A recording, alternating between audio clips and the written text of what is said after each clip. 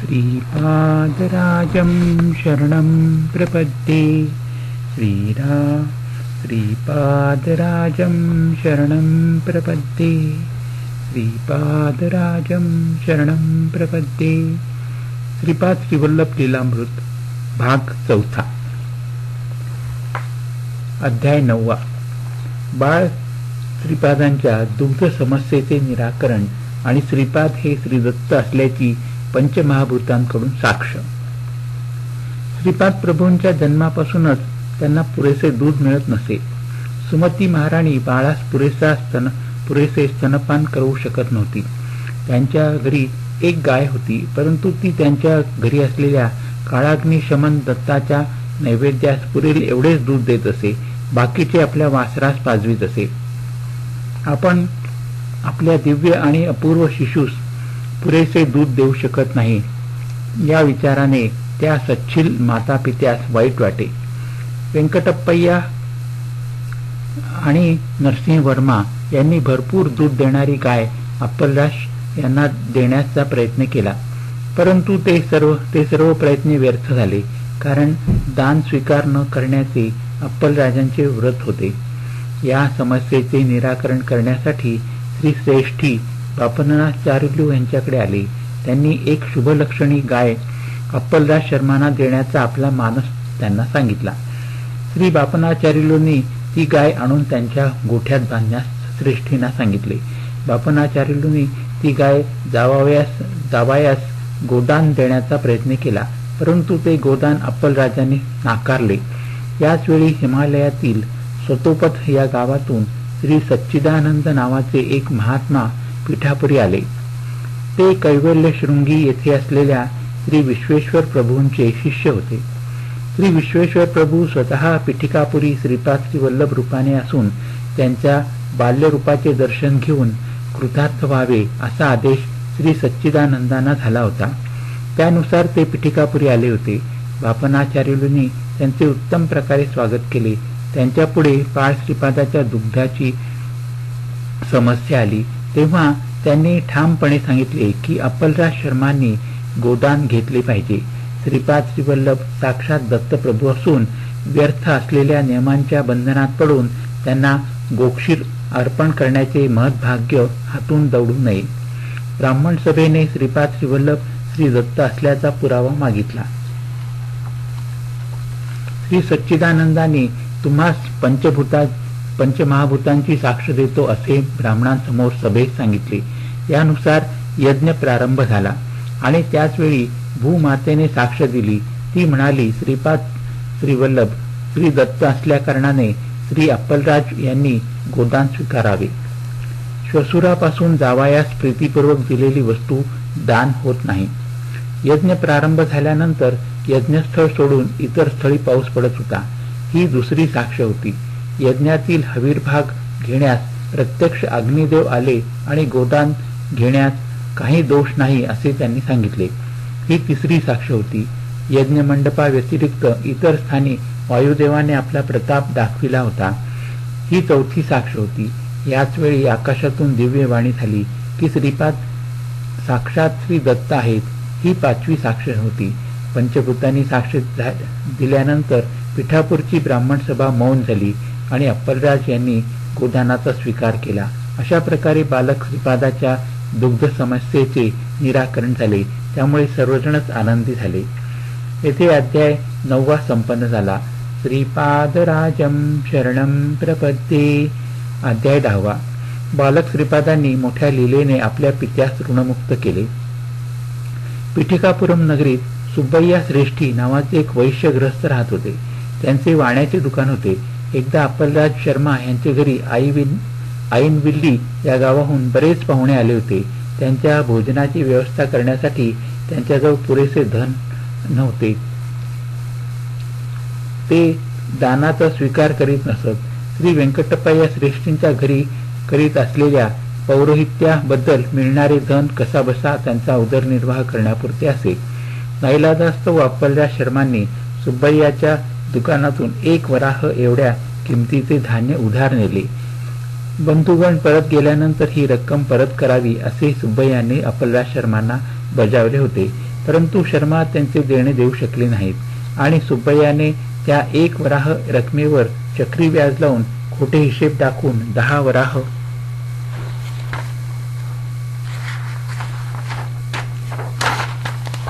देणे असल्याचे शर्मांना कळविले. सुब्बय्याचा मानस अप्पलदास शर्मांचे राहते घर लुबाडण्याचा होता. श्री नरसिंहवर्मा आणि व्यंकटप्पय्या श्रेष्ठी यांनी असे होऊ दिले नाही. एकदा श्रीपाद श्रेष्ठींच्या घरी असताना सुब्बय्या व्यंगाने म्हणाला, राजशर्मा तर त्यांचे ऋण फेडू शकत नसतील तर त्यांच्या पुत्रापैकी एकाने त्यांच्या दुकानात चाकरी करण्यास पाठवावी किंवा स्वतः चाकरी करण्यास यावी. सुब्बय्याचे हे बोलणे ऐकून श्रेष्ठींच्या डोळ्यात पाणी आले. श्रीपादांनी ते अश्रू आपल्या चिमुकल्या हाताने पुसले आणि सुब्बय्याकडे वळून म्हणाले, अरे सुब्बय्या, तुझे ऋण मी फेडीन. चल, तुझ्या दुकानात सेवा करून ऋण फिटल्यानंतर मात्र तुझ्या घरी लक्ष्मी राहणार नाही. बाळ श्रीपादांना घेऊन व्यंकटप्पय्या श्रेष्ठी सुब्बय्याच्या दुकानात आले. तितक्यात एक जटाधारी संन्यासी त्यांचे दुकानात आला. तो सुब्बय्याचे दुकान शोधित होता. त्याला एक तांब्याचे पात्र विकत घ्यायचे होते. तो सुब्बय्याला म्हणाला, मला एका तांब्याच्या पात्राची अत्यंत गरज आहे. किंमत थोडी जास्त असेल तरी चालेल. सुब्बय्याच्या दुकानात 32 तशी तांब्याची पात्रे होती.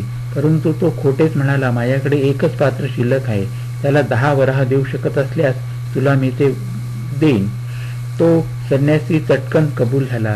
त्याची केवळ एकच अट होती, ती अशी की व्यंकटप्पय्या यांच्या मांडीवर बसलेल्या श्रीपादांनी ते पात्र आपल्या हाताने त्या संन्याशास द्यावे. या अटीनुसार श्रीपादांनी ते पात्र त्या जटाधारी संन्याशास दिले. पात्र देताना श्रीपाद हसत म्हणाले, तुझी इच्छा आता पूर्ण झाली ना. तुझ्या घरी लक्ष्मी स्थिर राहील. तू तुझी संन्यास दीक्षा सोडून देऊन स्वगृही जा. तुझ्यासाठी तुझी पत्नी मुले वाट पाहत आहेत. तो संन्यासी अत्यंत आनंदित होऊन निघून गेला. यावेळी सुब्बय्या म्हणाला, आजच्या विक्रीत मला विशेष धनलाभ झाला. अप्पलदास शर्मा यांच्याकडून यावयाचे असलेले 10 वराहाचे ऋण मला फिटल्यासारखे वाटत आहे. या क्षणी श्रीपाद ऋणातून मुक्त झाले. व्यंकटप्पय्या म्हणाले, हे जे तू सांगत आहेस ते गायत्रीच्या साक्षीने सांग. सुब्बय्याने तसे केले. श्रीपाद प्रभू आणि व्यंकटप्पय्या घरी गेल्यानंतर सुब्बय्याने आत जाऊन पाहिले. त्यावेळी तेथे 31 पात्रांपैकी केवळ एकच पात्र होते.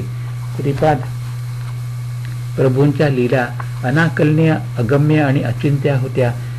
त्यांच्या समक्ष जे बोलू ते वचन खरे होत असे. साक्षात दत्तप्रभूंच्या करकमलांनी तांब्याचे भांडे घेणारा जटाधारी धन्य होता आणि सुब्बय्या किती दुर्दैवी होता. अशा अनाकलनीय लीलेने श्रीपाद प्रभूंनी आपल्या पित्यास ऋणमुक्त केले होते. येथे अध्याय 10 संपन्न झाला. श्रीपादराजम शरणम प्रपद्ये. अध्याय 11. आनंद शर्मा यांना श्रीपाद प्रभूंचा अनुग्रह. आनंद शर्मा नावाचे एक विद्वान, आचारसंपन्न आणि गायत्री मंत्राचे अनुष्ठान करणारे ब्राह्मण होते. विद्येचे तेज त्यांच्या मुखावर विलसत असे. ते बाल्यावस्थेत असताना एकदा आपल्या पित्याबरोबर पीठकापुरम क्षेत्री गेले होते. त्यावेळी ते श्रीपाद प्रभूंचे आजोबा श्री बापनाचार्युलू यांच्या घरी उतरले होते. या पिता पुत्रांचे बापनाचार्युलूंच्या घरी उत्तम प्रकारे स्वागत झाले. भोजनासाठी मेजवानीचा बेत होता.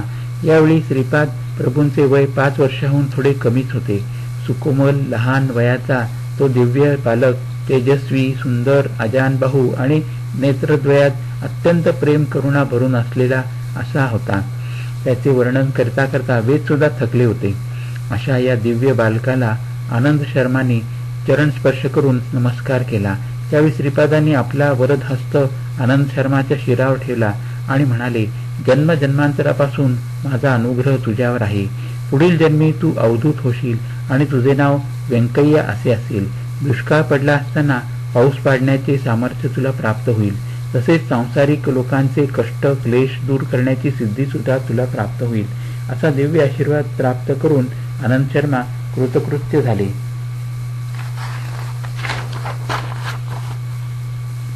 याच आनंद शर्मांनी श्री शंकर भट्ट यांचा सत्कार करून उत्तम भोजन दिले होते. त्यांनी गायत्री मंत्रातील प्रत्येक अक्षराचा महिमा आणि त्याचा उच्चार करण्याने आपल्या शरीरातील कोणत्या शक्ती प्रभावित होतात याचे विस्तृत वर्णन करून सांगितले. तसेच अष्टम आणि नवम संख्येचे वैशिष्ट्य विवरण करून सांगितले होते. ते असे: 9 या संख्येस एकाने भागिले असता 9च येतात. 9ला 2ने गुणले असता 18 ही संख्या येते. यातील 1 आणि 8 यांची बेरीज 9च येते. तसेच 9ला 3ने गुणले असता 27 संख्या येते.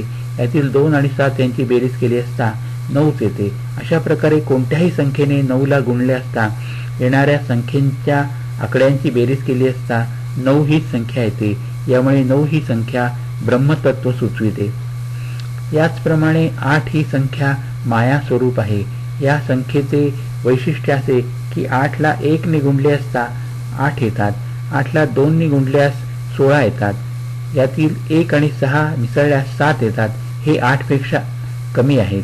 8ला 3ने गुणले असता 24 येतात. या संख्येतील 2 आणि 4 यांची बेरीज केल्यास 6 येतात. हे 7 पेक्षा कमी आहेत. याप्रमाणे सृष्टीतील समस्त जीवराशीमधील शक्ती हरण करण्याचे सामर्थ्य जगन्मातेत आहे.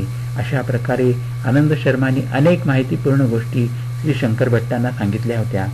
येथे अध्याय 11वा संपन्न झाला. श्रीपादराजम शरणम प्रपद्ये.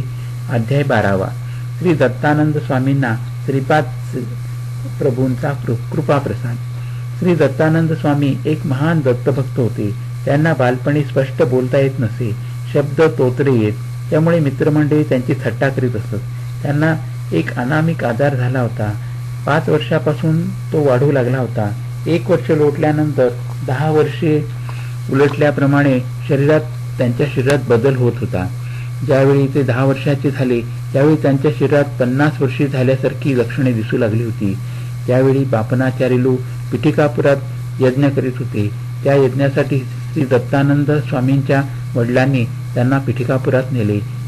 यावेळी श्रीपाद प्रभूंचे वय 6 वर्षाचे होते. यज्ञासाठी लागणारे तूप एका वयस्क ब्राह्मणाच्या स्वाधीन केले होते. तुपाचा 1/3 भाग घरी लपवून ठेवून 2/3 भाग तो ब्राह्मण प्रतिदिन यज्ञासाठी आणीत असे. यामुळे थोड्या वेळातच तूप संपत असे. त्यावेळी तूप तयार करणे कठीण काम होते. हा चिंतेचाच विषय होता. यावेळी बापनाचार्युलने श्रीपाद प्रभूंकडे हेतुपुरस्सर पाहिले. श्रीपाद म्हणाले, काही चोर माझे धन अपहरण करीत आहेत, परंतु मी त्यांचे प्रयत्न सफल होऊ देणार नाही. योग्य वेळेस त्यांना शिक्षा देईन. त्यांच्या घरी पत्नीबरोबर शनिदेवाने राहावे अशी आज्ञा करतो आहे.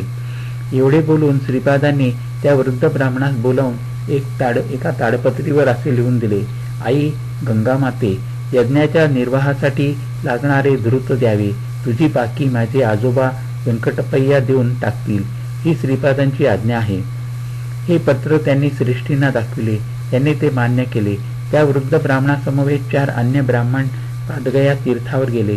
ते पत्र तीर्थराजास समर्पित केले आणि त्यांनी नेलेल्या पात्रात तीर्थाचे जल भरून घेतले आणि वेदमंत्र म्हणत ते जल यज्ञस्थळी आणले.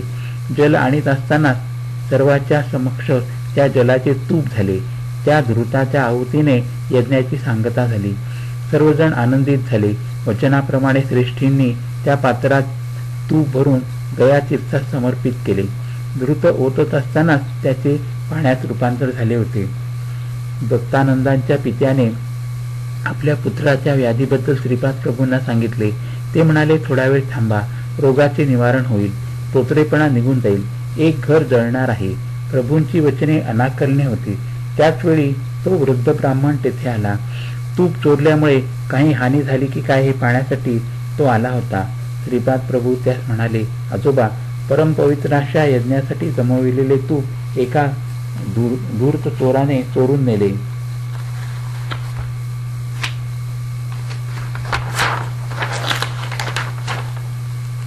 अग्निदेवाला भूक आवरली नाही. धर्मानुसार त्यांना मिळायला हवे असलेले तूप न मिळाल्यामुळे ते घर जाळून आपली भूक भागवीत आहेत. श्रीपाद प्रभूंचे बोलणे ऐकल्यावर त्या वृद्ध ब्राह्मणाचा चेहरा पडला. श्रीपाद प्रभू पुढे म्हणाले, तुझे घर भस्मसात झाले आहे, त्याचे थोडे भस्म घेऊन ये. प्रभूंच्या सांगण्याप्रमाणे तो ब्राह्मण आपल्या भस्म झालेल्या घराचे भस्म घेऊन आला. ते पाण्यात मिसळून टाकून ते पाणी श्रीपाद प्रभूंनी दत्तानंदास पिण्यास दिले. अशा प्रकारे भस्म मिश्रित पाणी 3 दिवस पिल्यानंतर दत्तानंदाचा तोतरेपणा पूर्णपणे नष्ट झाला आणि ते स्वस्थ झाले. श्रीपाद प्रभूंनी आपला दिव्य हात दत्तानंदाच्या शिरावर ठेवून शक्तिपात केला. ज्याच्या योगाने ते ज्ञानसंपन्न झाले. त्यानंतर प्रभू म्हणाले, आजपासून तू दत्तानंद या नावाने प्रसिद्ध होशील. गृहस्थाश्रमाचा स्वीकार करून लोकांना तारशील, धर्मबोध करशील. तू आणि हा ब्राह्मण मिळून गेल्या जन्मी व्यापार करीत होता. व्यापारात वैषम्य आल्या कारणाने एकमेकांचा नाश करण्याचा दोघे प्रयत्न करीत होता. एके दिवशी तू या वृद्ध ब्राह्मणास घरी बोलावून प्रेमाने खीर खाऊ घातलीस. त्या खीरीत विष कालविलेले होते. ती खीर खाताच तो ब्राह्मण अल्पावधीत मरण पावला. तुला न कळू देता त्या ब्राह्मणाने तुझे घर अन्य लोकांकरवी जाळून टाकले होते. त्यात तुझी पत्नी जळून गेली. तू बाहेरून घरी आल्यावर सर्वनाश झालेला पाहून त्या धक्क्याने हृदय बंद पडून तू सुद्धा मरण पावलास. पूर्वजन्मात विषप्रयोग केल्यामुळे तुला या जन्मी या विचित्र व्याधीला बळी पडावे लागले. तुझे घर या ब्राह्मणाने पूर्वजन्मी जाळले असल्याने त्याचे घर या जन्मी जळून खाक झाले. या लीलेने मी तुम्हा दोघांना तुमच्या कर्मबंधनातून मुक्त केले आहे. एवढे बोलून श्रीपाद प्रभू मौन झाले. त्यांचा अनुग्रह प्राप्त करून दत्तानंद वेदशास्त्र संपन्न पंडित झाले. तो वृद्ध ब्राह्मण श्रीपाद प्रभूंना शरण गेला आणि त्याने आर्तभावाने आपल्या अपराधाची क्षमा मागितली. दयाघन प्रभूंनी त्यास बोध करून क्षमा केली. नरसिंहवर्माने त्या वृद्ध ब्राह्मणास नवीन घर बांधून दिले. अशा प्रकारे श्रीपाद प्रभूंच्या कृपाप्रसादाने दोघांच्या कर्मबंधनाचा विच्छेद होऊन दोघांचे भले झाले. प्रभूंच्या लीला अगम्य, अनाकलनीय आणि दिव्य स्वरूपाच्या असतात, हेच खरे. येथे अध्याय 12वा संपन्न झाला. श्रीपादराजं शरणं प्रपद्ये. हरि ओम तत्सत, हरि ओम तत्सत, हरि ओम तत्सत.